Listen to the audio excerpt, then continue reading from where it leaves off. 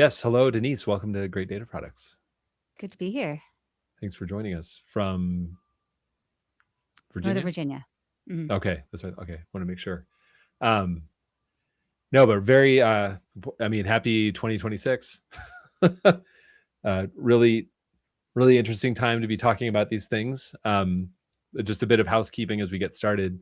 This is what I like to call a live stream webinar podcast thing, where we talk about the craft and ergonomics of data and talk to people who, professionals who've worked in the production and distribution of data about, what works and what doesn't work and what we're working on. And you are currently at the Federation of American Scientists as a, how do you Senior describe yourself? advisor. Senior advisor, Mhm. former chief data scientist of the United States. How else do you describe yourself?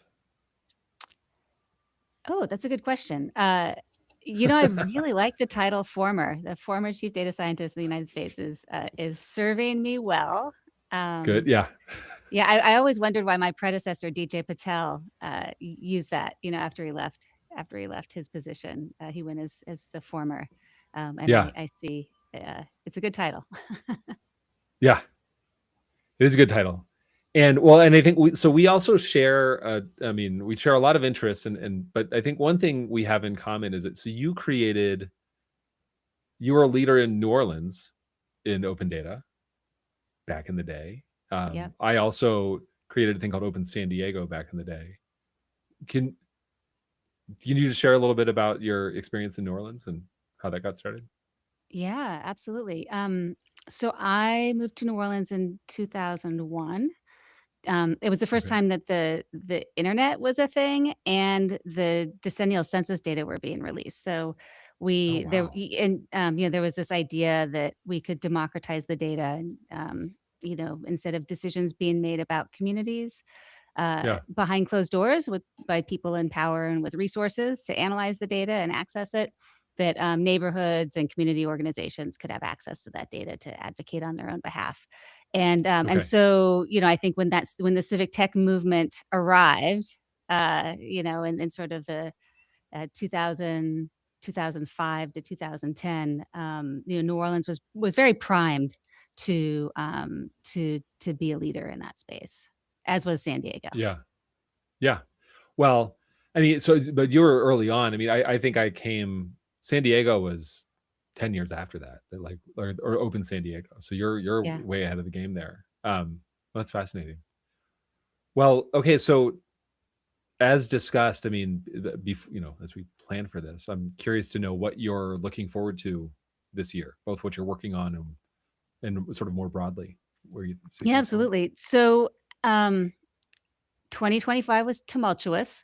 I think we can all agree Very polite. on Yeah. that from the data perspective. Um, and as we head into 2026, what we have, though, is a pretty activated and informed citizenry around the role that the federal government plays in our everyday lives and our economy. And just running a modern society, and also the role that that federal data play. Yeah. I think there's less of a tendency now to take it for granted, data like the weather and data on jobs and the economy.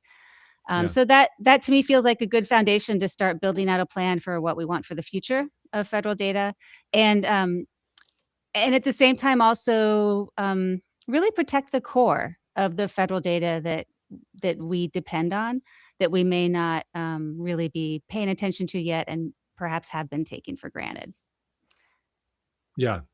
Yeah, actually, it's this idea of taking things for granted, I think, is actually really, it's something worth dwelling on. This idea that, like, there is so much that we take for granted that we don't notice it until it's gone or until it's disrupted.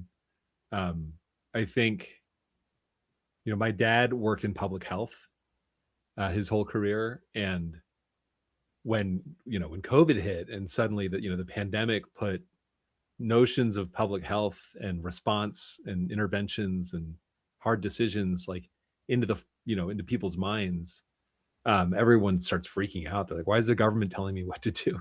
and and he realized, I mean, I think this is pretty insightful, that like public health sort of had become a victim of its own success, in that like everyone just sort of takes for granted the fact that like you everyone learns to wash their hands growing up.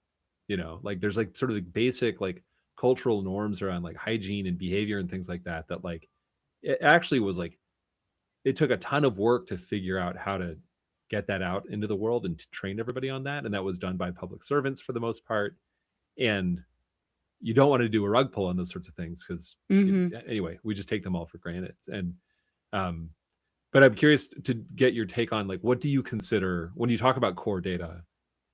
Are there specific data products that you have in mind, or categories of There data? What? are, and, you know, actually, though, I wanted to, as you're talking about, this idea of taking for granted, I'm reminded of, early in my career, I worked in, lunar and planetary sciences, and I talked to this, real old school, planetary scientist, and his take was that the American space program had suffered because, of science fiction, because Americans thought we could do so much more in terms of like, exploring space than we actually could.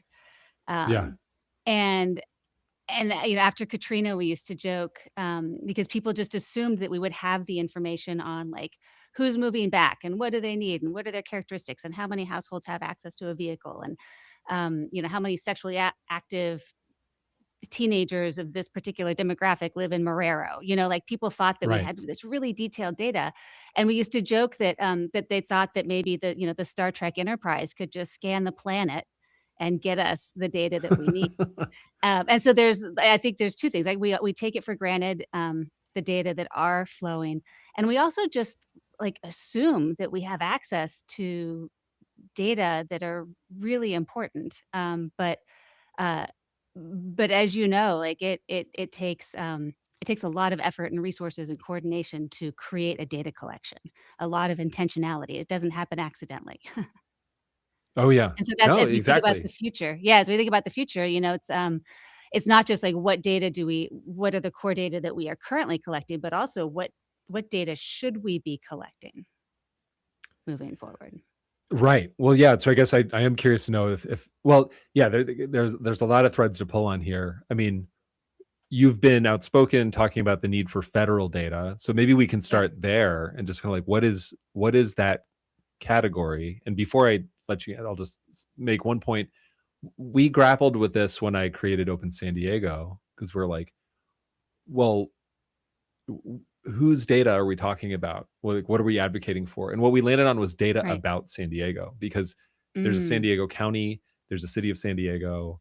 There's also like uh like the most heavily trafficked border in the world, I think maybe. Is the border in San Diego at San Isidro. So there's like Mexico data and trade data. There's all sorts of data that we realize. There's like, well, there's a lot of data about San Diego that's independent of the city government or the county government. So when you talk about federal data as a category, what are you talking about? yeah, and that's a really good distinction. The So federal data are data that are produced by the federal government or with funding from the federal government. A lot of scientific data, with health, climate, and environment, are created through like relationships with universities and whatnot. Right. But I would call all of that federal data. And there's 2 ways to think about what is core to me, and one is, thinking about the primary collection of the data. What types of data sets have the need for scale and real comprehensiveness, so we're not leaving any places or people behind, that only the federal government can do it. That's sort of the horizontal of the Okay. core data. And then there's the vertical, and that is, maybe the federal government collects the data, but then they also create different ways of accessing the data through lookup tools and maps and various APIs and resources. And that's always a tension within federal government is um, how much do you build out those derivative works so that you can meet the needs of specific populations of Americans who need to make decisions or navigate some process. Yeah. Yeah, that's actually, I mean, yeah, I'm very curious to get your take on this. I mean, the naming of this podcast comes from this, this one weird trick that we do at Radiant Earth where we just really yammer on about this a lot is that we have to talk about data products. Like I think one of the challenges that people like you and I have faced over our years working on this sort of stuff is that it's very easy and fun and apparently you can just talk about data in the abstract for as long as you want. But that doesn't always get you. That might not get you very far. We find it's really useful to talk about products. So like what you're describing this Hmm. vertical thing, which is like APIs, maps, other tools, and things like that. Those are products, and they have users in mind.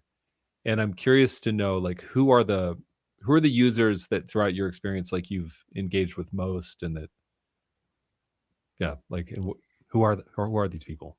Because it's not like average citizens, I think, in most cases. Well, You can correct me interestingly, on that. Yeah. I'll just mention a few recent examples of federal data that I've seen in the wild. Um, Okay. I was getting money out of the ATM the other day, and I bank with USAA. They serve the military community, and the screen when I was going to get my money talked about firearm safety and suicide prevention.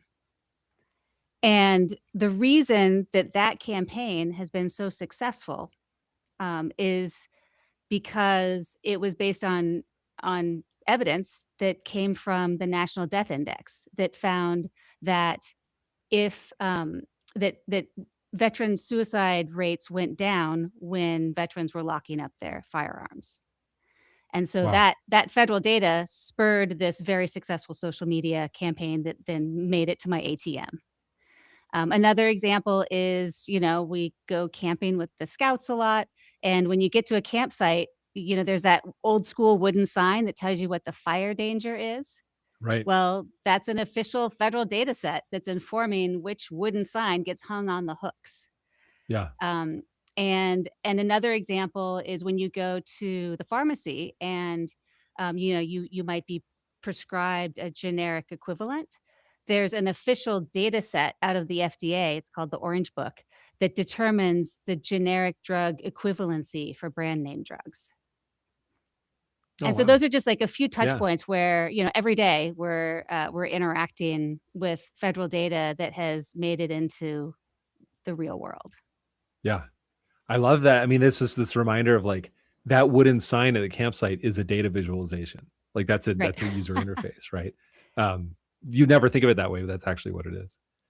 Yeah. Um, so actually, yeah, this is a good segue into this other thing I wanted to ask you about because so when you're on Marketplace and when we publish this as like a podcast episode, we'll put this in the show notes. But that you were on Marketplace last year, which I'm jealous of because I love Marketplace.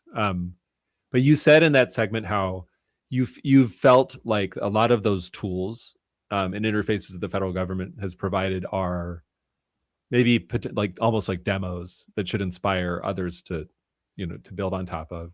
I think the USAA example is a really interesting one where that's taking data to this weird endpoint, which is an ATM screen, um, but that's actually a good channel to get the data out there.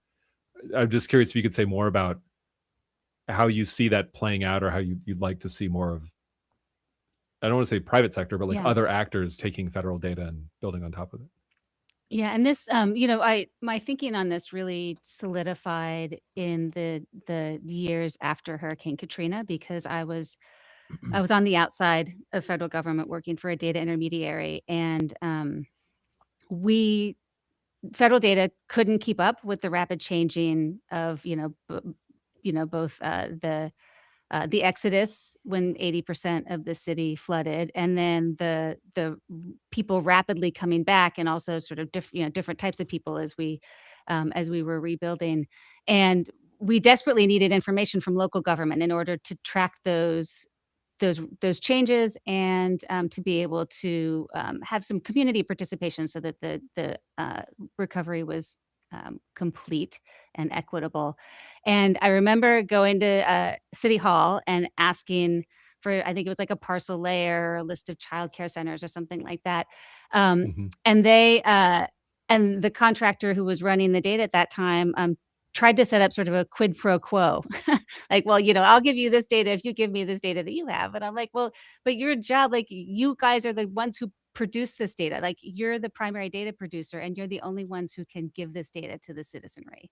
Yeah. Um, and and they and although they were making the data available in maps, they weren't making the raw data available, which you remember was an Right. issue in the early days of the open data movement.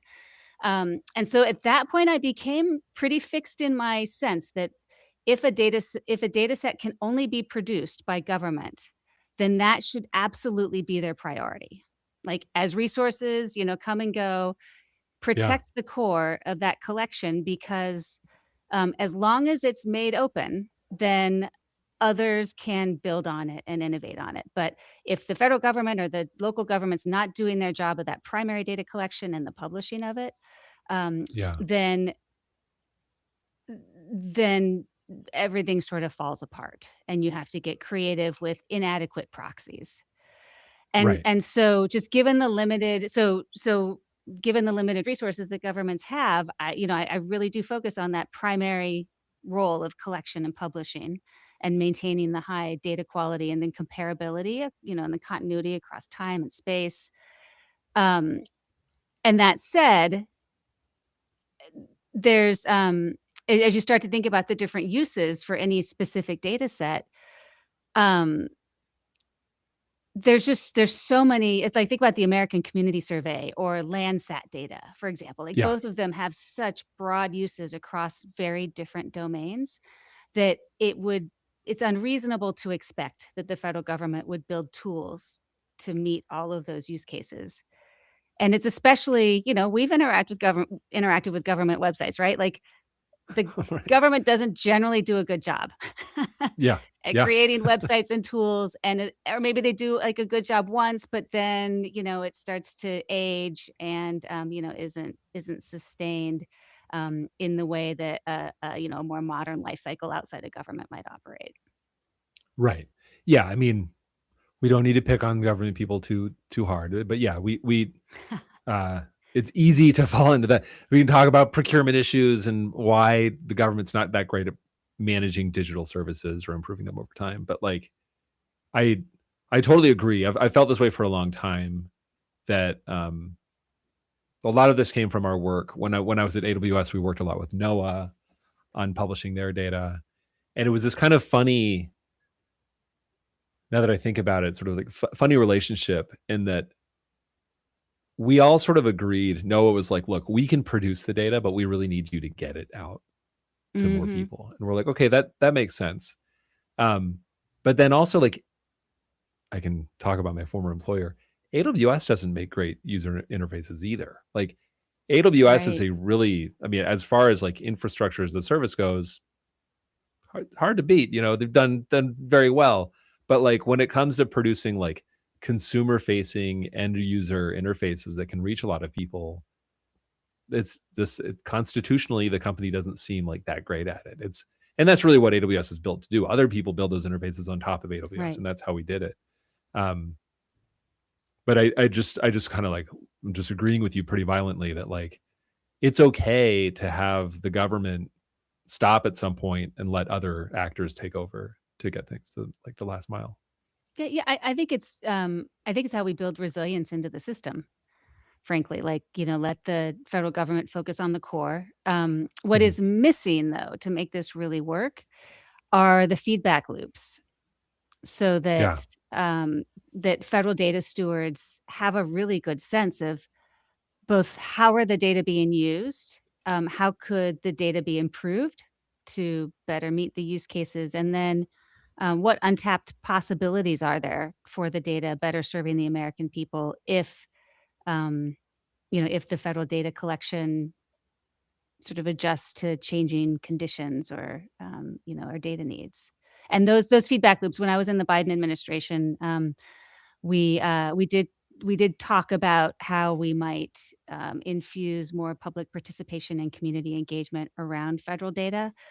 And, Yeah. because it's tough, like, right now, the main avenue of giving feedback on a given data set is really only applies to data sets that are collected through forms and surveys and subject to the Mm. Paperwork Reduction Act, which triggers this, sort of public notice and comment period, and then you have to be, like, watching the Federal Register to know, that a Right. comment period just Right. opened. For example, just, tomorrow, I'm working on a project, 2 projects right now, which, I should mention. The Yeah. first is dataindex.us, and Oh. it's a collective of, federal data watchers who have been, who we started with that Paperwork Reduction Act data, on changes to forms and surveys, and are expanding to scientific and health and environmental and other types of data. But we're monitoring, changes to the federal data and looking for opportunities for public input, because when those policy windows open, those are gonna be the times when public input is gonna have the biggest difference. Right. And so tomorrow, we've got a webinar about the Pregnancy Risk Assessment Monitoring System, I believe it's called, but it's basically the only way that we Wow. understand, maternal and infant mortality, in America. And Yeah. that collection, interestingly, so if you think about how those data are collected, it has to come from local public health institutions, and Right. then it reports up into the CDC or into the states and then the CDC. And recently, the CDC stepped back on aggregating the data at the national level. So now researchers, if you want to study maternal and infant health, you have to go to every state individually and ask for the data, which Yeah. introduces so much friction into the system, right? Yeah. Oh, man. I mean, I well, I would deal with this all the time when I was running the open data program at AWS. Like, it was, like, almost clockwork. It was, like, at least once a month, like, this, like, pretty regular cycle. Somebody would be like, "Hey, wouldn't it be cool if we had all of the X data about cities in the country?" And I'm like crime. I mean, the crime one Right. came up a lot. It was like, "Wouldn't it be cool if we had a data set of, like, all of the crime in different cities in America?" And I'm like, "That would be cool. Who does that? Like, who would do it?" Like, that's a very expensive process to carry out, and I agree it would be cool, but we have to find somebody, like, who actually is incented to do that. CDC, very clear, obvious mission here that's, historically been funded to do this sort of thing. Um, what happens when we're the Right. so I'll just go ahead and say it, it's already 2026. Like, we can talk about core data and these sorts of things, but then what happens when the arbiter of the core data might not be seen as trustworthy anymore? Right, or just drops the ball, and as is happening with prams Right. now, or if you think about what happened at the begin for the first year of COVID, where civil society, the COVID tracking project and Hopkins and others Yeah. filled in that role of harvesting the data from state and local health departments, and then it took about a year until the federal government really, was on the ball with that. There's another example though, recently, speaking of crime, historically, the FBI has released their crime data once a year, and, Hmm. it's the year, closes out at the end of December, and then it takes 9 months to process the data.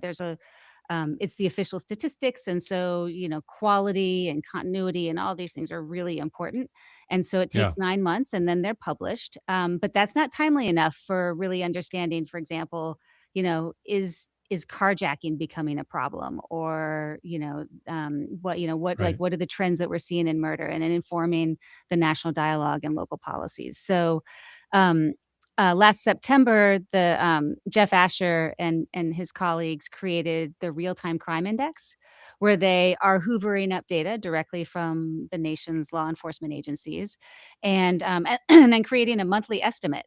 And I was in the Okay. White House when the first month that monthly estimate dropped, and it was amazing. Like, immediately, every policymaker who was working on violence, especially gun violence in America, they changed the way that they consume their data about crime in America. And so they Oh, go interesting. to this real-time crime index for the monthly updates, but then it's still essential to benchmark that to the official data coming out of the FBI. And Right. what I really I love about the resilience that that builds into the system, like, we need both. We need the official, slower, but really comprehensive and high quality, um, data coming out of federal agencies, data that, the FBI director can go before Congress and talk about with confidence. So we need that.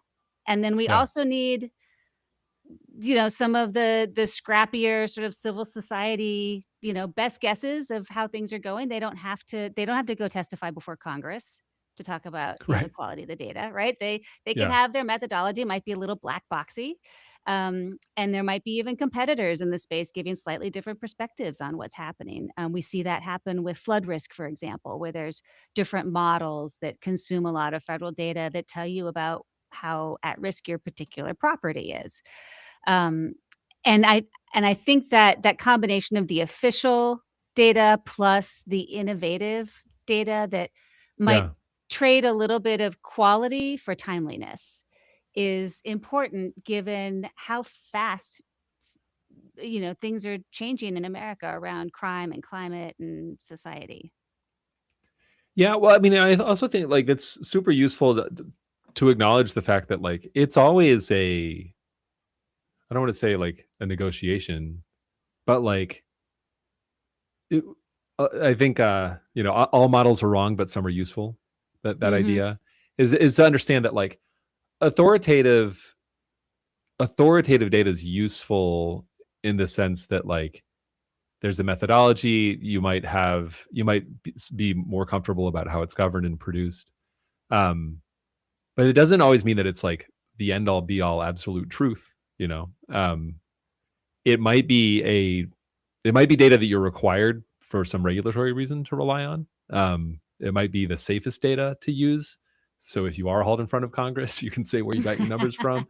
Yep. Um, but, like, I think it's it's worthwhile to engage with that idea that, like, okay, it is useful to have authoritative data for some reasons, but we shouldn't just sort of rest on our laurels and say, like, oh, well, that's the data from the government, so it must be true, Right. you know? Yeah.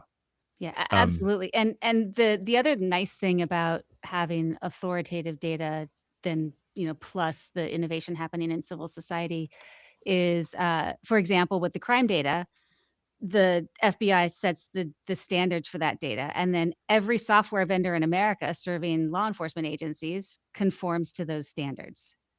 right. So that gives you the comparability on the basics, but then often law enforcement agencies need more details, and so they can so, for example, some innovations were happening over the last few years because jurisdictions realized that they needed data on non-fatal shootings, not just Okay. the fatal ones, and the FBI standards didn't include that.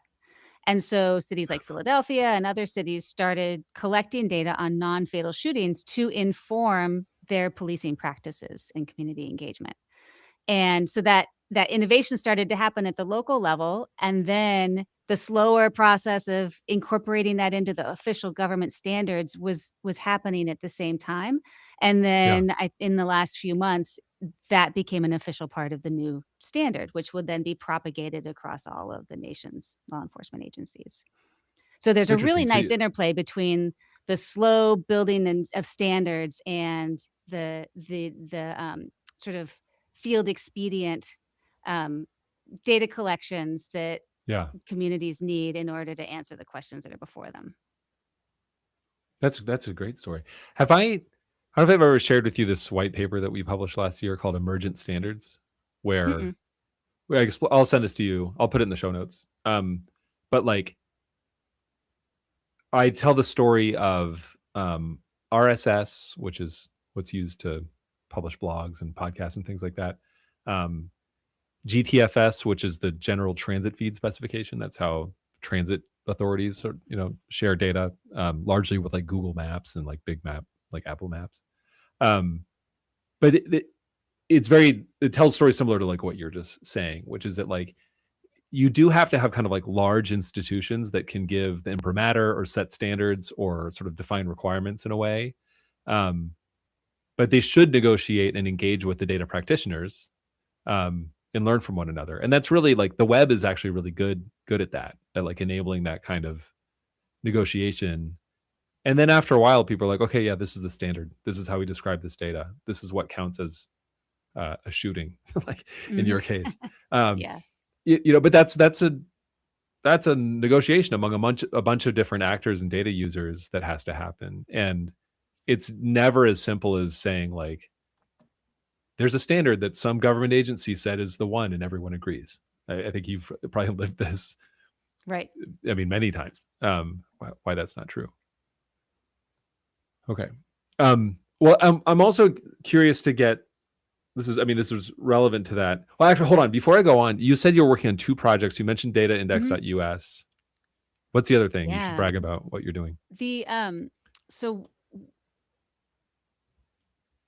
when in the first Trump administration, and there were concerns about data, especially around climate and environment, Yeah. disappearing, and also, concerns about the decennial census that took place in 2020. Uh, it became clear to me that we, as data users and stakeholders and advocates, had not done a good job of telling the story about why data matter. Mhm. And so that's been some serious unfinished business for me. Okay.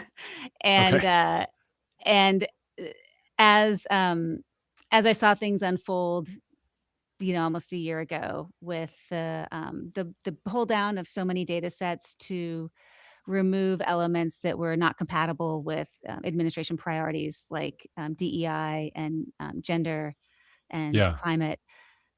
Um, I saw the narrative in the media about how researchers were going to be harmed by the disappearing data, and Yeah. I was like, no, actually, like all Americans are going to be harmed by the degradation of federal data Yeah. capacity. And so, and I realized as I started to look at how we generally think about data use cases, right? We center the user of the data and what task Mhm. they need to accomplish, for some outcome that they're trying to reach.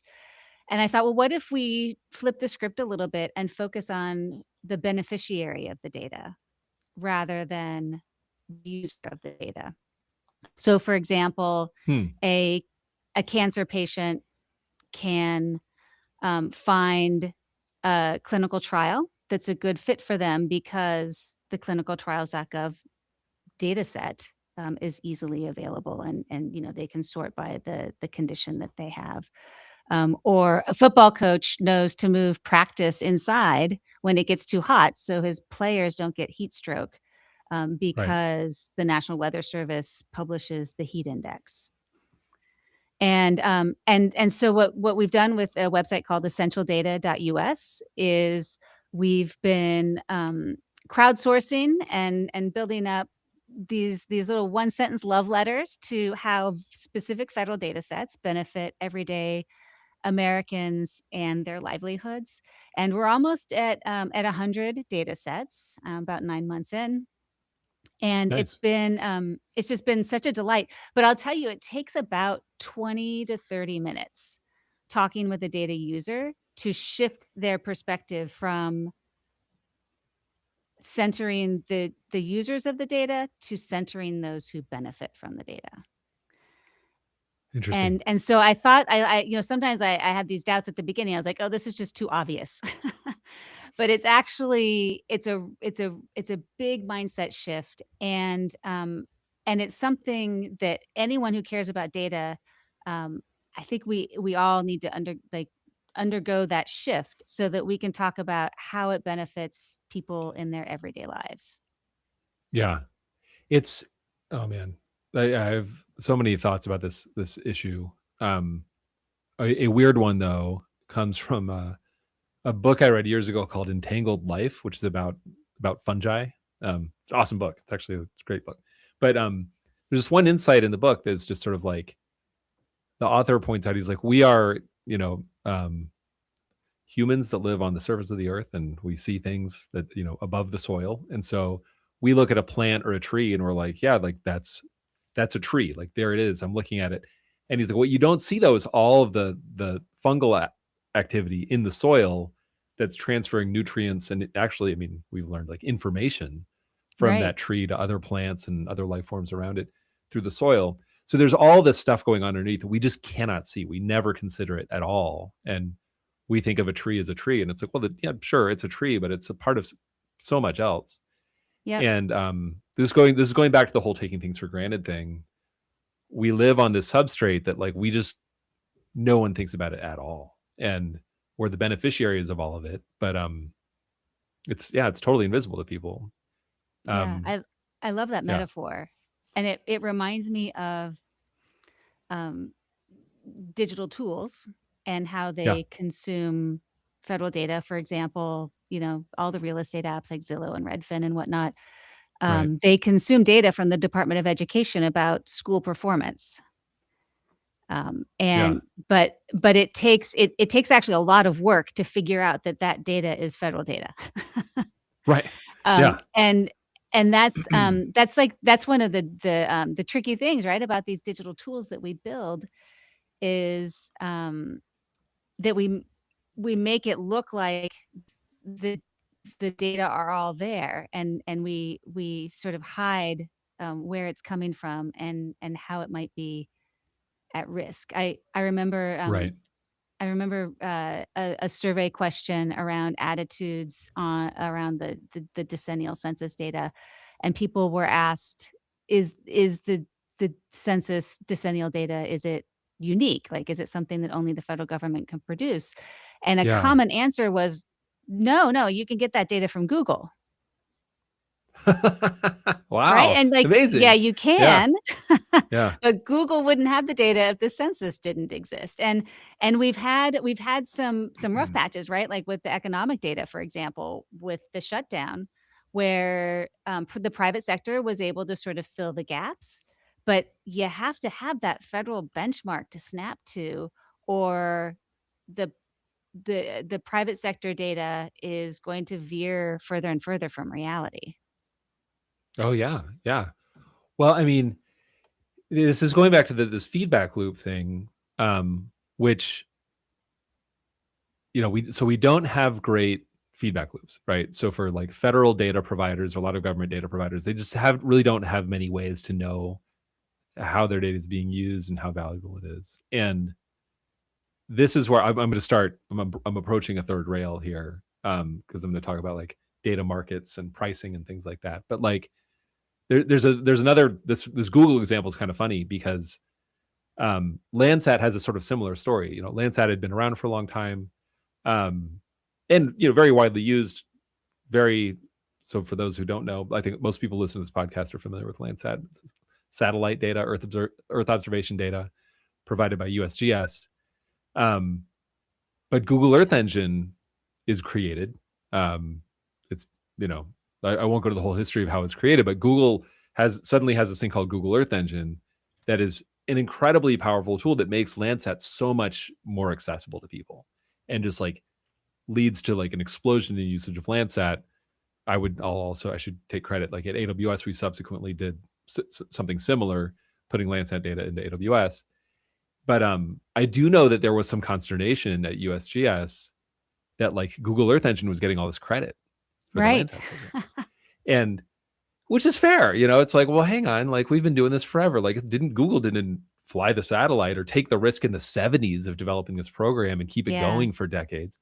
Um, but this is where we get into the third rail territory, which is just sort of like Google Earth Engine was able to do what they did. I was able to do what I did at AWS because the data was free and open.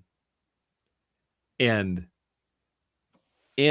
because of that, there's some recent study from USGS showing like the value of Landsat is like billions of dollars for the economy. I'm like, well, if that's true, why can't you defend yourself? Like, why? How are you not able to capture any of that Yeah. value to make sure that you continue to exist? Um, and I guess I'll just leave that there for you to respond to, because I do think those of us who are, open data enthusiasts have divorced ourselves from getting useful signal from markets. And I don't know if that's worth re-examining. I th It's a really good time for the private sector to step up and advocate for the continued flow of the data that they depend on. Agree. Um, we haven't seen a lot of that, frankly. I mean, if you think about the data advocacy, it tends to be more nonprofits, academics, um, and and I think Steve Ballmer with USA Facts is one of the former Microsoft leader. He's one of the few private sector folks who's been really advocating for the continued flow of federal data. One Yeah. thing to keep in mind, and I know there's concern about appearing to be anti-administration, but there's nothing inherently um, political about wanting data to keep flowing. And Yeah. in fact, the Evidence Act was signed by President Trump in his first term and has a section in there that requires federal data stewards to engage with the public so that they can better understand how the data are used and how the data can be improved. And that type of public engagement is baked into the law that President Trump signed in 2019. Yeah. And we just haven't the federal government, we just didn't haven't done a great job of creating those feedback loops. And that's why the work that we're doing at dataindex.us, we're trying to bridge that gap so that people who care about data don't need to monitor the Federal Register on their own, Right. or keep an eagle eye on LinkedIn to see if their favorite data set is at risk. We sort of centralize the heavy lifting of that, and then when there's an opportunity where public input can be really useful, then we mobilize folks to submit their public comments. Yeah. Great. Well, I think what I'll add to that though is like there's also just sort of like basic analytics that we should be better at doing, which is it's crazy to me how hard it is to count data usage. In fact, I had a Oh text my gosh, exchange so earlier, true. Yeah. like, um, like on Source Cooperative, we host 3 petabytes of data now, and we're logging over 150 million requests a month now. Right. And I was saying to shout out to Avery Cohen earlier today. I'm like, it gets really annoying when you're counting tens of millions of things, like requests, and then filtering through those and figuring out, well, which data sets are being accessed, and do we know anything about who's accessing them, and what is this data even telling us? But in any event, like at a minimum, we should be able to know, like, and this is also a hard conversation that's starting to happen more and more often, which is that some data just never gets used, and maybe we shouldn't, you know, we should have, I think the term I've heard a lot in 2025 was a joyous funeral, um, where there are probably some data Yep. products that were like, okay, we can let these ones go. It's okay. You No, know? I like that, I like the concept of a joyous funeral. I have enough humility now, having been in the field of data for 20 years, to, Yeah. um, to know that I don't know what all the use cases are. Right. And you just never know. So I'll mention, one of my favorite data sets is the North American Bat Monitoring Database. Ooh. Yeah, it's this, geospatial data set out of USGS, and, there are 400 organizations around the country that contribute to it, information on bat species, their locations, what they're doing. And, you might think like, oh, well, why is the federal government collecting data on bats? Well, it turns out that bats provide billions of dollars of free services every year to America's farmers. And Okay. if you want to protect that free service, you have to protect the bats. And if you want to protect bats, you need to know where they are. And if you're building like a wind farm or expanding a mining operation or, renovating a highway overpass, that all requires permitting that will require you to make sure you're not harming bats. And so every one of those developers, if the bat database didn't exist, they'd have to, what, I don't know, count the bats themselves to figure out what the Right. impact would be. Right. And so this like streamlines permitting, makes it easier for development to happen in a responsible way. And then there's also some research that shows that in areas where there have been precipitous declines in bat populations due to, for example, disease, um, in agricultural areas, that infant mortality goes up, which is strange, Yeah. right? But Okay. it's, the hypothesis here is that if the bats aren't providing that free service of insect removal, then farmers need to use more pesticides, which Interesting. gets Has into the its own bloodstream of issue. pregnant Yeah. women. Yeah. Yeah. So you Wow. wouldn't, so an infant's death, you wouldn't say like, "Oh, well, that's attributable to the fact that the North American bat monitoring database went away." Um, Right. but you just, you have to be really careful about what data we say are not important anymore. And that's one of the frankly, one of the Right. blind spots that we have is like, who's using this data? And they're probably like quietly in their basement, or like, deep in some building using this data, but it could have some super high impact application that just, isn't that public.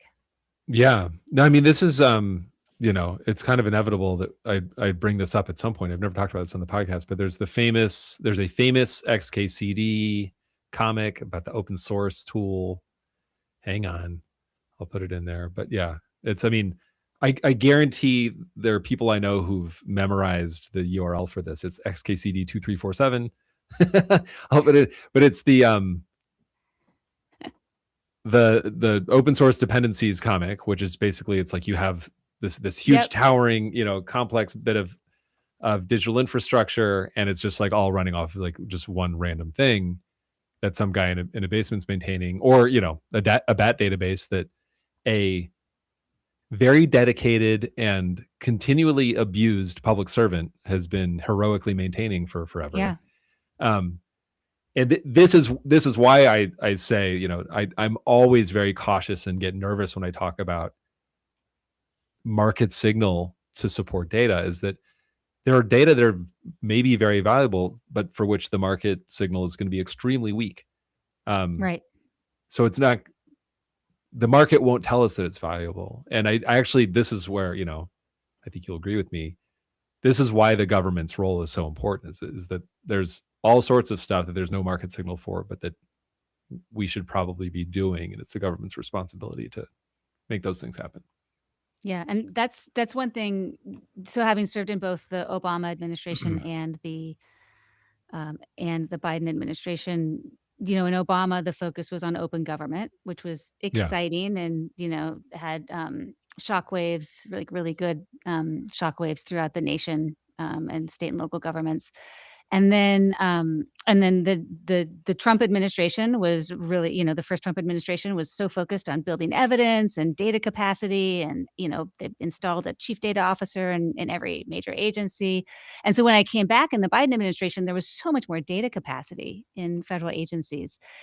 And what Biden really leaned into, and was my role as the chief data scientist, was how can we build the data backbone across agencies so that we are delivering better outcomes for all Americans. If you want to do that, you need to disaggregate the data in ways that the market may not be interested in. So you need Right. to understand, veteran status, caregivers, survivors. You need to understand rural versus urban. The role of sexual orientation and gender identity in outcomes, race, ethnicity, gender, um, primary language spoken at home, whether you have access to a vehicle. There's just so many ways to slice and dice the data to see um, which populations might be and areas are being overburdened or left behind, and then Yeah. adjust our policies and our programs so that we're benefiting all Americans.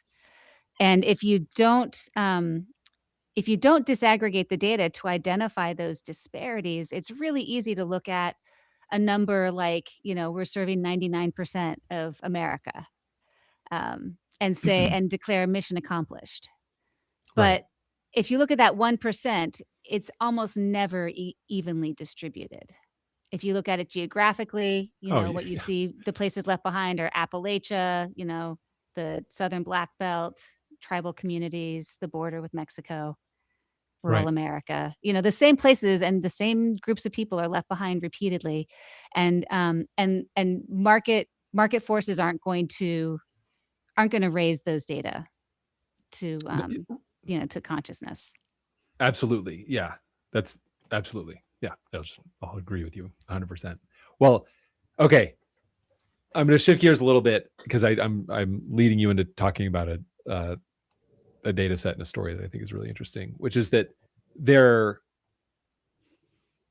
historically, I mean, if we go back far enough, it's like for a while there, like it was only the federal government that even like had a computer.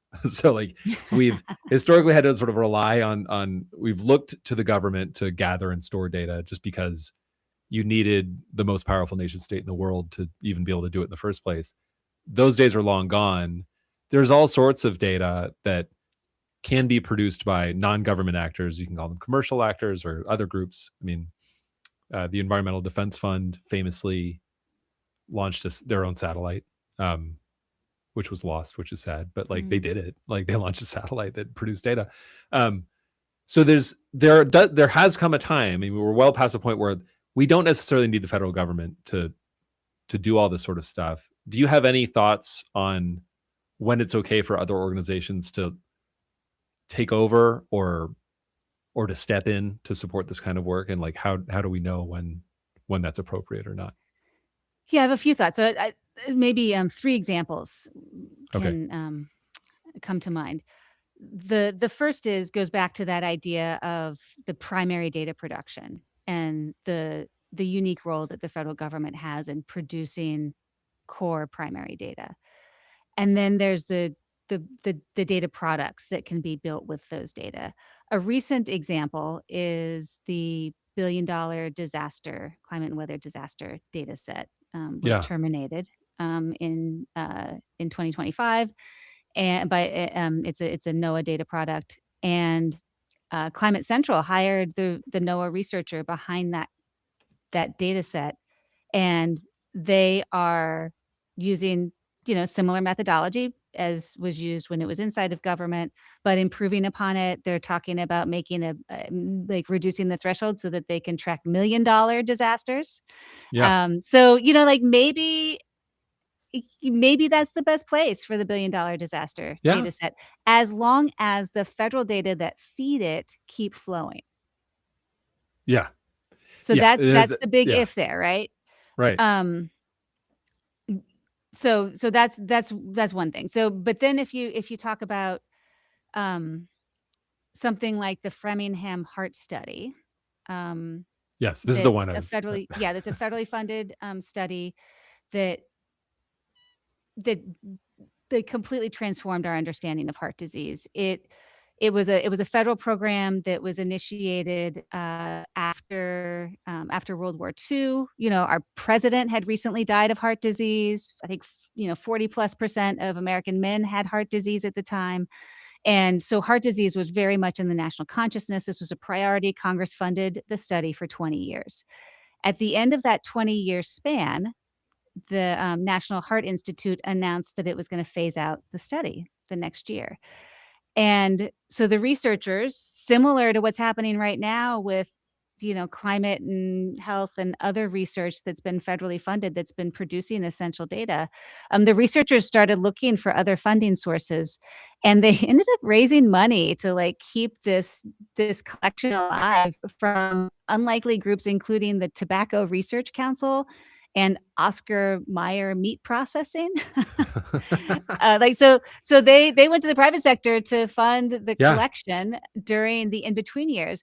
But then the really cool part of this story is, so, it's one thing to like, find a way to keep the collection going, like maintain that continuity, right? So because that's Yeah. that's what makes that's what turns science into knowledge, into action, Yeah. is the continuity across time and space. But you also have to have a policy game there, because the federal government really belongs at they should be the steward of the collection of these really critical data. And it turned out that President Nixon's personal physician was a real stakeholder in this Hmm. heart study. And he talked Nixon into advocating to get the funding turned back on for the Framingham Heart Interesting. Study. So it was like this DC style interaction between the president's doctor and the president, that then got the funding back on track, and it came back stronger than ever when it was funded again. They recruited the children of the original volunteers, and now that Oh, wow. study is 3 generations long. And they also, as the demographics of Framingham, Massachusetts changed, they started to widen the sample to go beyond those initial families so that they could be more representative of the demographics of the U.S.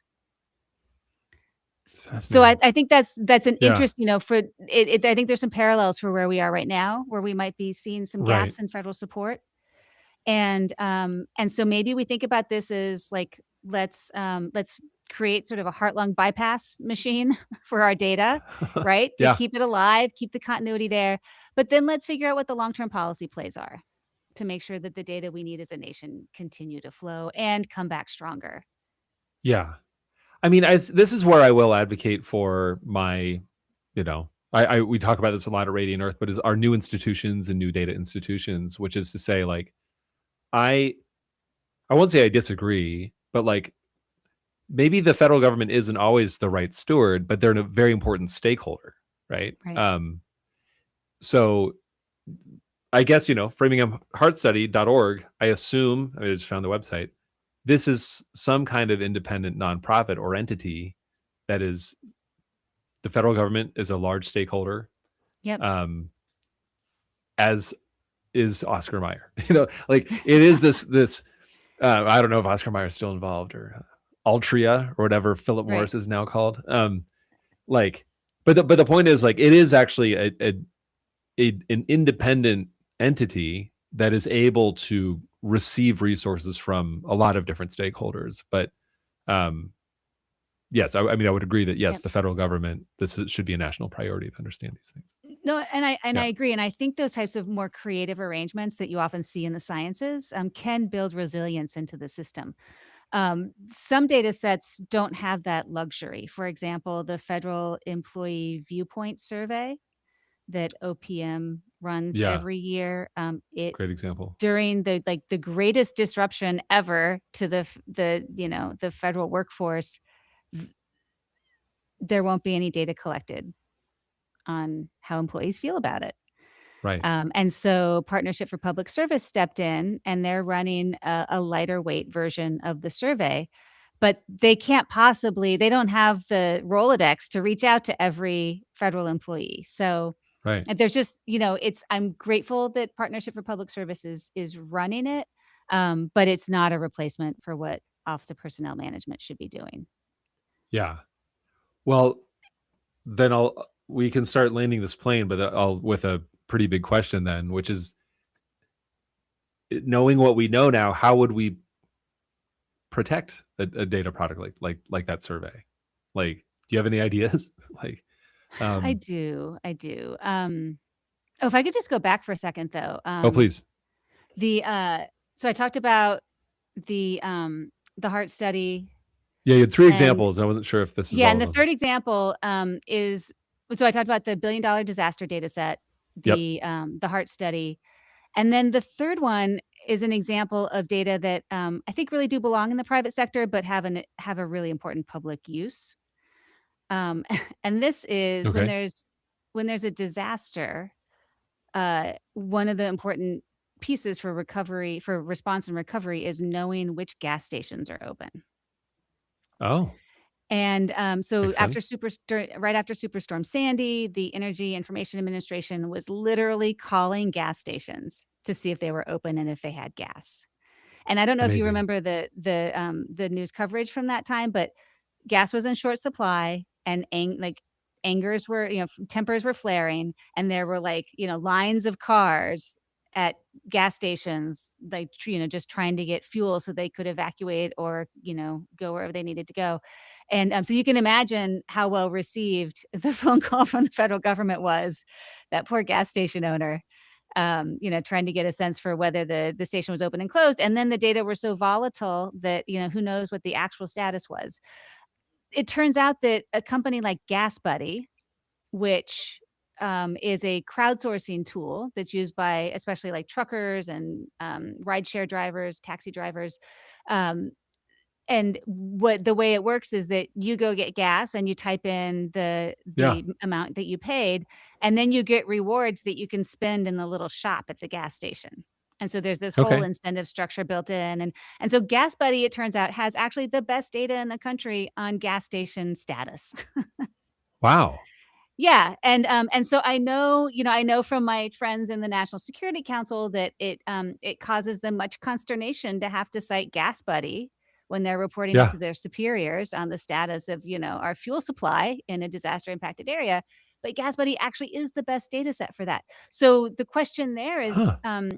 how might the federal government create some sort of agreement with Gas Buddy so that those data can be reliably available to serve the public good when needed. Yeah. Interesting. Okay. Well, I mean, this is kind of going back to the whole like, wouldn't it be cool if we had all this crime data? And I'm like, well, who's going to do that? Right. Um, but yeah, it is. Some of these they just end up being collective action problems, right? So it's like, Yep. um, yeah, that gas money. It's you can just imagine like what a like incredibly vast and complex data product that would be to create. Um, and also it's the perfect sort of thing where a nerd would be like, well, why isn't there just like an API like that? Like every gas station reports, its prices or something into. Right. Um, anyway, That would be it's like nice, but, we don't even have that for power outages. The, no, um, that's a, that, the yeah, the the yeah. the the the Department of Energy has to scrape power outage data from the public websites from the electric service providers. I'm not surprised. And again, collective action problems. But it's a bummer because I think people like us who work in this, like we know that like this is not a hard technological problem anymore. Like Right. the tech required to do it isn't hard. It's the coordination that's hard. Okay. Well, then what was my question? Oh, the other Less question. vulnerable. Yeah. So how would we make things, well, especially these things that are like, I mean, look, I want to be charitable. You've said you've worked both in the Obama and Biden administrations. I live in Seattle. I run a nonprofit. I think people can guess how we feel about things politically. But the truth is that like, for better or worse, half the country seems to be kind of like pretty mad at the president, no matter who's in office, right? Anyway, I'm not going to start talking about like popular vote versus electoral college stuff. But anyway, regardless, we live in a country where people disagree with each other, and actually, I think this is a great feature of America is that we're very skeptical of our leaders, right? So, we're lucky to have decades behind us of precedent where there's a functional bureaucracy that has produced reliable data accurately and reliably for a long time. In the past year or so, though, we've started to see like, yeah, data is getting taken down. Data really appears to be actively distorted in some ways. So we've now crossed that threshold. Is there a way back from this, or do you have thoughts on how to protect federal data in the future? Yeah.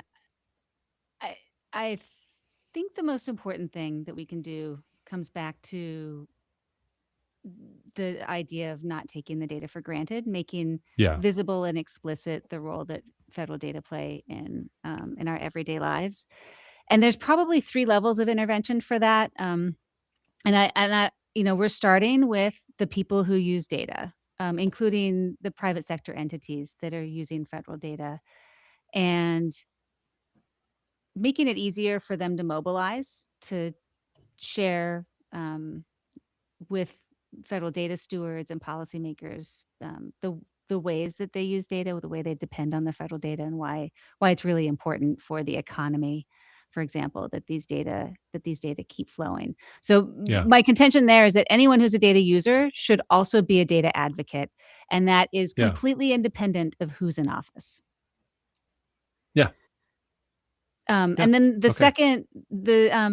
second audience for this is policymakers and the federal data stewards themselves, because they they often aren't aware of the the deep impact that these data sets have.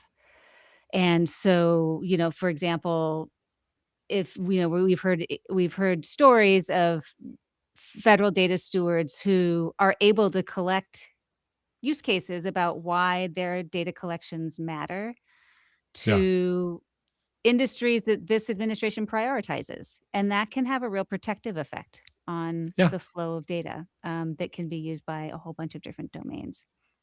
And then the broader, I think, and then more broadly, just raising awareness, with the general public about things like, the no campfire sign, Right.